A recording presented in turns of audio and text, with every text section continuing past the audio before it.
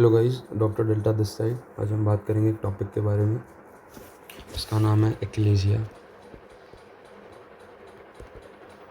इसके अंदर होता क्या है वो अपन इस सिनेरियो के साथ ही जानेंगे। Patient presented with dysphagia, regurgitation and retrosternal burning.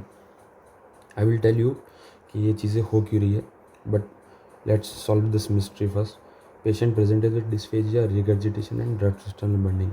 अगर ये मेरे पास यहीं ओपीडी में आता तो मैं इसको दे देता टैबलेट पेंटॉप 40 mg ओडी और घर भेज देता। But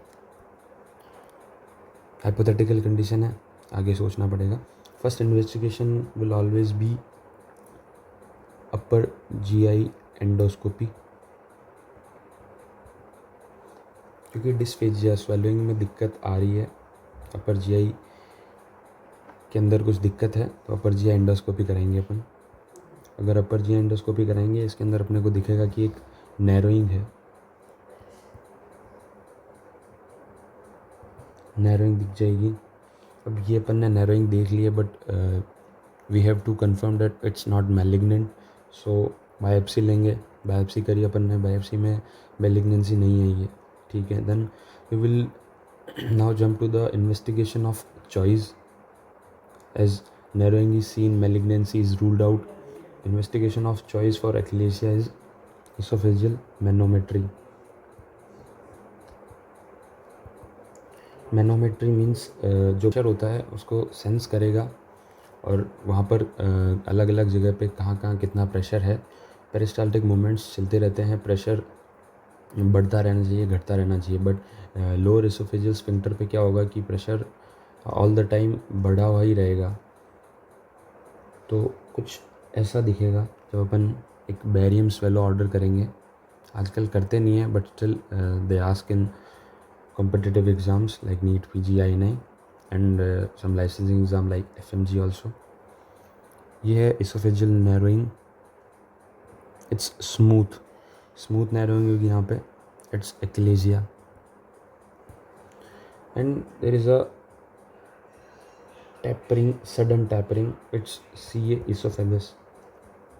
As we have ruled out malignancy in our upper GI endoscopy, but still barium swallow will also tell us that it's achalasia, not CA esophagus. So why it happens, now we will talk about why this happens. This happens because there is a tight lower esophageal sphincter, coordination of peristalsis is lost, and there is ineffective peristalsis.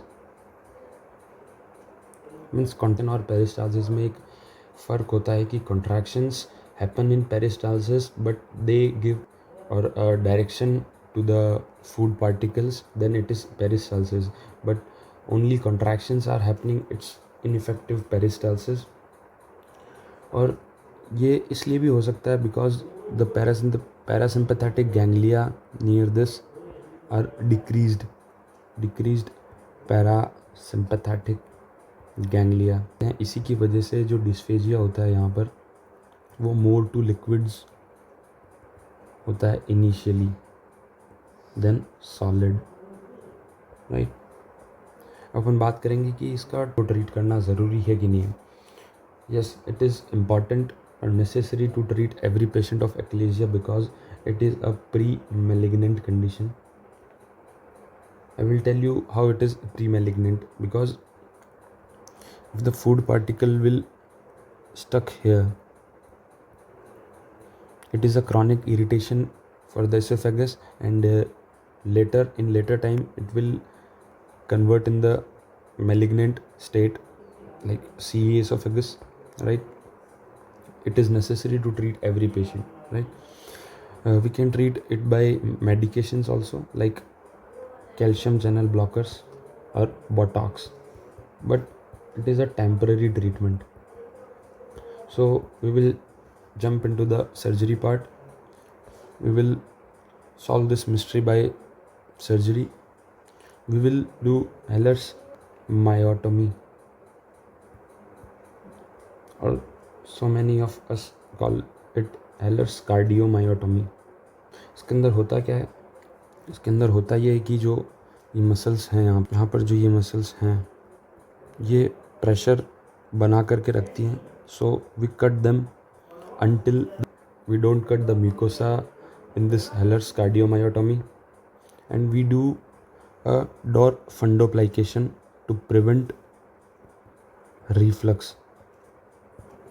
Right, to prevent reflux we do door fundoplication. Right, it's the surgical part. Now we will talk about how dysphagia is occurring, regurgitation and retrosternal burning is occurring. Right, regurgitation is occurring because the path is closed, so the contractions are happening, the ineffective peristalsis is happening, the movement of the content or will not give a direction properly, so it will come back to the mouth or pharynx. Right, that's why regurgitation is happening. Why the retrosternal burning? Why the retrosternal burning is happening? Because now as the path is closed, the stomach content can't come to the esophagus, then how the retrosternal burning is present, right? I will tell you. The food particles are here, they start the fermentation process, and there is a release of lactic acid, will lead to the irritation, and then it will cause the retrosternal burning. Right, it is not due to the stomach content, it is by the lactic acid due to the fermentation of food particles. Right, and now we'll talk about a classification called as Chicago classification for the type of achalasia. Type 1 is the classic one, there is no esophageal contractility, it's the classic type. The type 2 is type 1 plus the pan esophageal pressurization occurring in at least 20% of the swallows. Just learn it for the competitive exam. And the type 3 is spastic, type 1 plus the premature contractions in distal esophagus occurring in at least 20% of swallows. Right, now there is one procedure like called as POEM, per oral endoscopic myotomy. This is done for type 3. This is a NEET PG question. I will highlight the questions. The first investigation, it is also a PYQ. The investigation of choice is also a PYQ. And treatment of choice, that's Ehlers myotomy or cardiomyotomy, is also been asked in NEET PG.